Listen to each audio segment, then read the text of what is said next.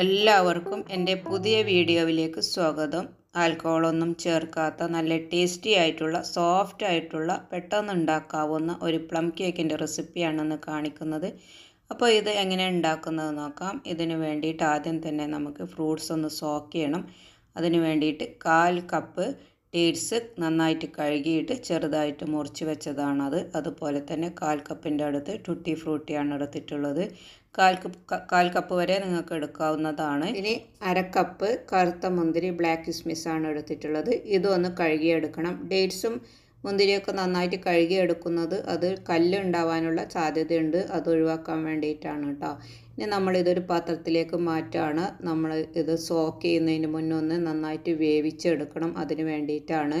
അതിലേക്ക് 1/2 കപ്പ് ഓറഞ്ചിൻ്റെ നീരാണ്. ഇത് നന്നായിട്ട് കൈ വെച്ചിട്ട് തന്നെ നമ്മൾ എടുക്കണം. മിക്സിയിലിട്ട് അടിച്ചെടുക്കരുത്, കയ്പ്പ് രസം വരും. അതുപോലെ തന്നെ ഇതിലേക്ക് 1/2 കപ്പ് വെള്ളവും 3 ടീസ്പൂൺ പഞ്ചസാരയാണ് ചേർക്കുന്നത്. ഒരു നുള്ളു ഉപ്പും ചേർത്തിട്ട് ഇനി ഇത് സ്റ്റൗവിൽ വെച്ചിട്ട് നമ്മൾ കുക്ക് ചെയ്തെടുക്കുകയാണ്. ഇതിലെ വെള്ളം വറ്റിപ്പോകുന്നത് വരെ നമ്മൾ ഇത് കുക്കാക്കി എടുക്കണം. തുടർച്ചയായി ഇളക്കി കൊടുക്കേണ്ട ആവശ്യമില്ല. ഇടയ്ക്കിടയ്ക്കൊന്ന് നമ്മൾ ഇളക്കി കൊടുത്താൽ മതി. അപ്പോൾ ഇത് നന്നായിട്ട് വറ്റി വന്നിട്ട് ഈ ഒരു രൂപത്തിൽ ആവുന്നത് വരെയാണ് നമ്മൾ കുക്കാക്കി എടുക്കേണ്ടത് കേട്ടോ. ചെറുതായിട്ട് ഒരു വെള്ളം ഉണ്ടായിരിക്കണം, വറ്റിപ്പോവരുത്. നമ്മളിത് തണുത്തതിന് ശേഷം ഒരു ബോട്ടിലേക്ക് മാറ്റിയിട്ട് 3 ദിവസം ഫ്രിഡ്ജിൽ വെക്കുകയാണ് ചെയ്യുന്നത്. 3 ദിവസത്തിന് ശേഷമാണ് നമ്മളിത് പുറത്തേക്ക് എടുക്കുന്നത് കേട്ടോ. അപ്പോൾ ഇതിലേക്ക് നമ്മൾ ആൽക്കഹോളോ മറ്റ് ഈസ്റ്റോ ഒന്നും ചേർക്കേണ്ട ആവശ്യമില്ല. ഇങ്ങനെ ചെയ്താൽ തന്നെ നല്ല ടേസ്റ്റ് ഉണ്ടാവും. നിങ്ങളൊന്ന് ട്രൈ ചെയ്ത് നോക്കേണ്ട ഈ രൂപത്തിൽ. ഫ്രിഡ്ജിൻ്റെ താഴെ തട്ടിൽ വെച്ചാൽ മതി കേട്ടോ, ഫ്രീസറിൽ വെക്കരുത്. അപ്പോൾ ഇങ്ങനെ സോക്ക് ചെയ്ത് ഉണ്ടാക്കുന്ന കേക്കിന് വല്ലാത്തൊരു രുചി തന്നെയാണ്. അപ്പോൾ എല്ലാവരും ഒന്ന് ട്രൈ ചെയ്ത് വെക്കുക ഈ രൂപത്തിൽ തന്നെ. ഇനി പഞ്ചസാര ഒന്ന് കരിയിച്ചെടുക്കണം. അതിന് വേണ്ടിയിട്ട് അടി കട്ടിയുള്ള സ്റ്റീലിൻ്റെ പാത്രമാണ് ഞാൻ എടുത്തിട്ടുള്ളത്. ചായയൊക്കെ കാച്ചുന്ന പാത്രമാണ് എടുത്തിട്ടുള്ളത്. അതിലേക്ക് 1/2 കപ്പിന് 2 ടീസ്പൂൺ കുറവുള്ള രീതിയിലാണ് പഞ്ചസാര എടുത്തിട്ടുള്ളത്. അത് ഇനി നമ്മൾ ഇതിലേക്ക് ഇട്ട് കൊടുക്കുകയാണ്. ഒന്ന് പാന് ചെറുതായിട്ട് ചൂടായി വരുന്ന സമയത്ത് തന്നെ, അതുപോലെ തന്നെ ഫ്ലെയിം വളരെ ചെറുതായിട്ട് തന്നെ വെച്ച് കൊടുക്കുക.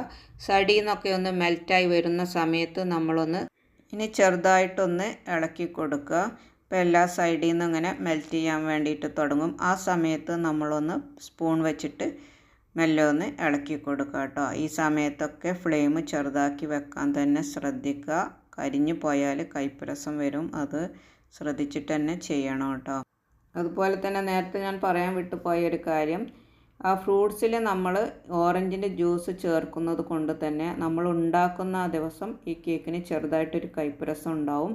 അപ്പോൾ നമുക്ക് പെട്ടെന്ന് തന്നെ കഴിക്കാനാണെങ്കിൽ ഓറഞ്ച് ജ്യൂസ് ചേർക്കേണ്ട ആവശ്യമില്ല. പക്ഷേ 2-ാമത്തെ 3-ാമത്തെ ദിവസമൊക്കെയാണ് പ്ലം കേക്ക് കഴിക്കാൻ ഏറ്റവും കൂടുതൽ ടേസ്റ്റ് ഉണ്ടാവുക. അപ്പോൾ നല്ലൊരു ഫ്ലേവറും ഉണ്ടായിരിക്കും. ആ ഓറഞ്ചിൻ്റെ ഫ്ലേവർ അതിന് നല്ല ഒരു ടേസ്റ്റ് കൊടുക്കുകയും ചെയ്യും കേട്ടോ. ഒരു 1/4 കപ്പ് വെള്ളം ഒഴിച്ചിട്ടുണ്ടായിരുന്നു. അപ്പോൾ അത് നമ്മൾ വെള്ളം ഒഴിച്ച് കൊടുക്കുന്നത് ഈ സിറപ്പ് കുറച്ച് കഴിഞ്ഞാൽ കട്ടിയായി പോകും. അപ്പോൾ വല്ലാതെ കട്ടിയായി പോവാതിരിക്കാൻ വേണ്ടിയിട്ടാണ്. അതുപോലെ ഈ ഒരു കളറിലാവുന്നത് വരെ നമ്മൾ മെൽറ്റാക്കി എടുക്കാൻ വേണം കേട്ടോ. എന്നാലേ നമ്മളുടെ കേക്കിന് നല്ലൊരു കളർ കിട്ടത്തുള്ളൂ. ഇനി കേക്ക് ഉണ്ടാക്കാൻ പോകുന്ന ടിന്നൊന്ന് റെഡിയാക്കി എടുക്കുകയാണ്. അതിൽ നമുക്ക് ബട്ടർ പേപ്പർ വെക്കണം. അപ്പോൾ ആദ്യം തന്നെ ബട്ടർ പേപ്പർ ഒരു പീസ് കട്ട് ചെയ്തെടുക്കുക. എന്നിട്ട് നമ്മളുടെ പാത്രം കമഴ്ത്തി വെച്ച് കൊടുക്കുക. എന്നിട്ട് റൗണ്ടായിട്ടൊരു പെന്ന് വെച്ചിട്ട് കട്ട് ചെയ്ത് കൊടുക്കുക. അപ്പോൾ നമ്മളിങ്ങനെ ബട്ടർ പേപ്പർ വെച്ച് കൊടുക്കുന്നത് പ്രത്യേകിച്ച് ഫ്രൂട്ട് കേക്കൊക്കെ ആകുമ്പോൾ 50 മിനിറ്റ് ബേക്ക് ചെയ്തെടുക്കേണ്ടിയിരുന്നു ടൈം. അപ്പോൾ ആ സമയത്ത് കരിഞ്ഞു പോവാതിരിക്കാൻ വേണ്ടിയിട്ടാണ് അങ്ങനെ ചെയ്യുന്നത്. എന്നിട്ട് പകുതിയായിട്ടൊന്ന് ഫോൾഡ് ചെയ്ത് കൊടുക്കുക. എന്നിട്ട് വീണ്ടും ഒന്നും കൂടി ഫോൾഡ് ചെയ്ത് കൊടുക്കുക. അപ്പോൾ ഇതിൽ ഞാൻ കാണിക്കുന്നത് പോലെ ചെയ്യാം കേട്ടോ. അതിൻ്റെ സെൻറ്റർ ഭാഗം പിടിച്ചിട്ടൊന്ന് ഫോൾഡ് ചെയ്ത് കൊടുക്കുക.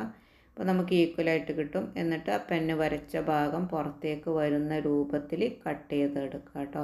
അപ്പോൾ കുറച്ച് വലിപ്പം ഇങ്ങനെ കട്ട് ചെയ്തെടുക്കുമ്പോൾ ഉണ്ടാവും. അത് നമ്മൾ ഒന്നും കൂടി നോക്കിയിട്ട് ചെറുതായിട്ടൊന്ന് കട്ട് ചെയ്തെടുത്താൽ മതി. അപ്പോൾ ഇങ്ങനെ ചെയ്യുമ്പോൾ നമുക്ക് നല്ല പാകത്തിന് കിട്ടും കേട്ടോ. കണ്ടില്ല ഞാൻ ചെയ്ത് വെച്ച്. എന്നിട്ട് അപ്പോൾ അതിൻ്റെ സൈഡൊന്ന് ചെറുതായിട്ട് വീതി തോന്നിയിരുന്നു. അപ്പോൾ അതും കൂടി ഒന്ന് കട്ട് ചെയ്തെടുത്താൽ ഇങ്ങനെ റൗണ്ടായിട്ട് എടുക്കാൻ ഒരു പ്രയാസമില്ല. എന്നിട്ട് നമ്മൾ അതിൻ്റെ മേലെയും അടിയിലൊക്കെ ബട്ടർ തേച്ച് കൊടുക്കണം. ബട്ടർ ഓയിലോ എന്തായാലും തേച്ചെടുത്താൽ മതി. വെളിച്ചെണ്ണയും ഒലിവ് ഓയിലൊന്നും തേച്ച് കൊടുക്കരുത് കേട്ടോ. അതിൻ്റെ ടേസ്റ്റ് മാറിപ്പോവും. എന്നിട്ട് എല്ലായിടത്തും ആവുന്ന രൂപത്തിൽ തേച്ച് കൊടുത്തതിന് ശേഷം കുറച്ച് മൈദ തൂക്കി കൊടുക്കുകയാണ് ചെയ്യുന്നത്. സൈഡിലൊക്കെ തൂക്കി കൊടുക്കുക. ഇത് നോൺ സ്റ്റിക്കിൻ്റെ പാനാണ്. അതുപോലെ നിങ്ങൾക്ക് അലുമിനിയത്തിലൊക്കെ ചെയ്യാൻ പറ്റും. ഇനി ഒരു സ്പൂണ് മൈദ എടുത്തിട്ട് എല്ലായിടത്തും ഒന്ന് തൂക്കി കൊടുത്തിട്ട് സൈഡിലേക്കൊക്കെ ഒന്ന് ആക്കി കൊടുക്കുക കേട്ടോ. ഇതുപോലെ ഞാൻ ചെയ്യുന്ന ഈ രൂപത്തിൽ തന്നെ ചെയ്തെടുക്കുക. അപ്പോൾ ഇതിങ്ങനെ ചെയ്താൽ പെട്ടെന്ന് തന്നെ വിട്ടുകെട്ടാനും കരിഞ്ഞു പോവാതിരിക്കാനൊക്കെ നല്ലതാണ് കേട്ടോ. ഇനി നമ്മൾക്ക് മൈദയുടെ മിക്സ് ഉണ്ടാക്കണം. അതിലേക്ക് 1 കപ്പ് വടിച്ചെടുത്ത മൈദയാണ്. അതുപോലെ തന്നെ 1 ടീസ്പൂൺ ബേക്കിംഗ് പൗഡർ വടിച്ചാണ് എടുത്തിട്ടുള്ളത്. 1/4 ടീസ്പൂൺ ബേക്കിംഗ് സോഡയാണ് ഇട്ട് കൊടുക്കുന്നത്. അപ്പം മൈദ കുത്തി നിറച്ചെടുക്കാതിരിക്കാൻ ശ്രദ്ധിക്കുക. ഇനി ഇതിലേക്ക് കുറച്ച് സ്പൈസസ് ചേർത്ത് കൊടുക്കണം. 1/4 ടീസ്പൂൺ ഗ്രാമ്പൂ പൊടിച്ചത്, 1/4 ടീസ്പൂൺ പട്ട പൊടിച്ചത്, 1/4 ടീസ്പൂൺ ജാതിക്ക പൊടിച്ചത് എല്ലാം ഒന്ന് നന്നായിട്ട് മിക്സ് ആക്കി കൊടുക്കുക. എന്നിട്ട് നന്നായിട്ടൊന്ന് ഇടഞ്ഞെടുക്കുകയാണ്. അപ്പോൾ ഇത് ഞാൻ കല്ലിൽ വെച്ച് പൊടിച്ചതുകൊണ്ട് ഇതിൽ കുറച്ചും കൂടി തരികളുണ്ട് കേട്ടോ. ഈ സ്പൈസസിൻ്റെ തരികളാണ്. അതൊന്നും കൂടി കല്ലിൽ വെച്ചിട്ടൊന്ന് പൊടിച്ചിട്ട് അതിലേക്കൊന്ന് ഇട്ട് കൊടുത്തതാണ് കേട്ടോ. എന്നിട്ട് നന്നായിട്ടൊന്ന് മിക്സ് ചെയ്ത് യോജിപ്പിച്ച് വെക്കുക. ഇനി നമ്മൾ 120 ഗ്രാം ബട്ടറാണ് മൊത്തത്തിൽ എടുത്തിട്ടുള്ളത്.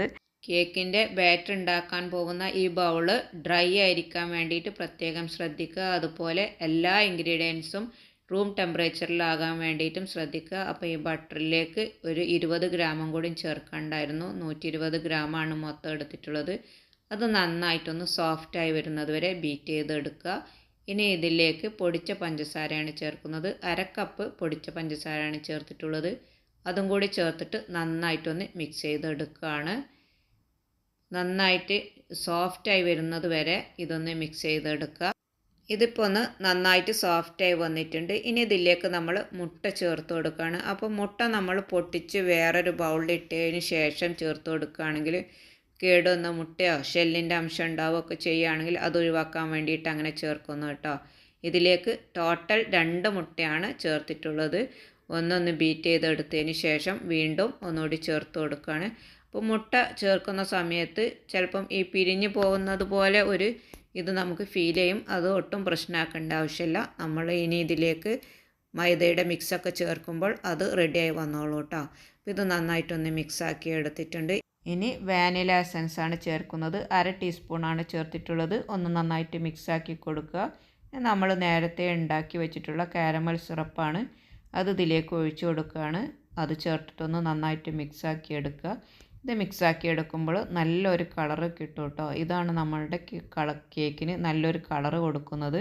അപ്പോൾ അത് നന്നായിട്ടൊന്ന് മിക്സാക്കി കൊടുക്കുക. അതിനുശേഷം ഇനി ഇതിലേക്ക് നമ്മൾ ഉണ്ടാക്കി വെച്ചിട്ടുള്ള ഡ്രൈ ഫ്രൂട്ട്സിൻ്റെ മിക്സ് ഉണ്ടല്ലോ, 3 ദിവസം മുന്നേ ഉണ്ടാക്കി വെച്ച ആ മിക്സാണ്, അത് ഇതിലേക്ക് ഇട്ട് കൊടുക്കുകയാണ്. ഇനി ഇതിലേക്ക് ചേർക്കുന്നത് ഓറഞ്ചിൻ്റെ സെസ്റ്റാണ്. ഇത് ഞാൻ ഇവിടെ വീട്ടിലുണ്ടാക്കിയതാണ്.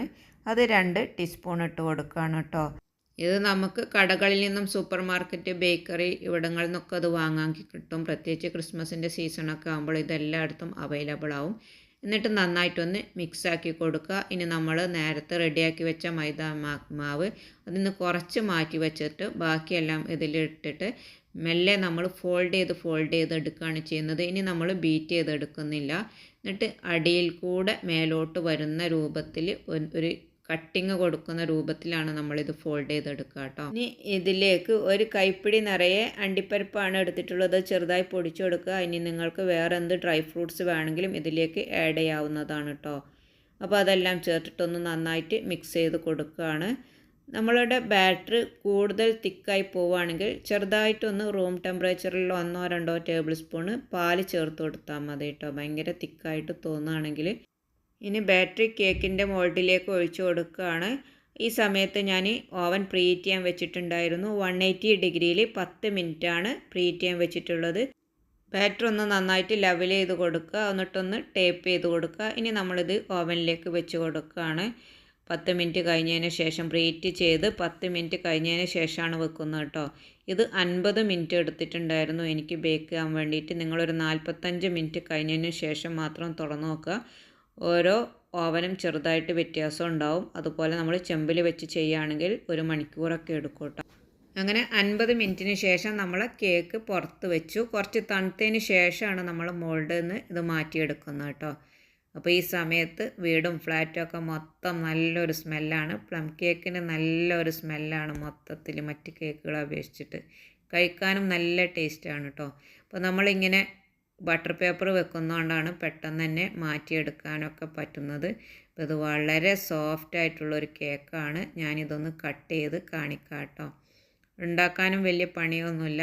അതുപോലെ തന്നെ ബേക്കറിയിൽ നിന്ന് വാങ്ങണേക്കാൾ എത്രയോ സോഫ്റ്റും ടേസ്റ്റുമാണ് നമ്മൾ വീട്ടിലുണ്ടാക്കുന്ന കേക്ക് കേട്ടോ. കണ്ടോ, ഈ പ്ലം കേക്കിൻ്റെ സോഫ്റ്റ്നെസ് നിങ്ങൾക്ക് കണ്ടാൽ മനസ്സിലാക്കാൻ പറ്റും.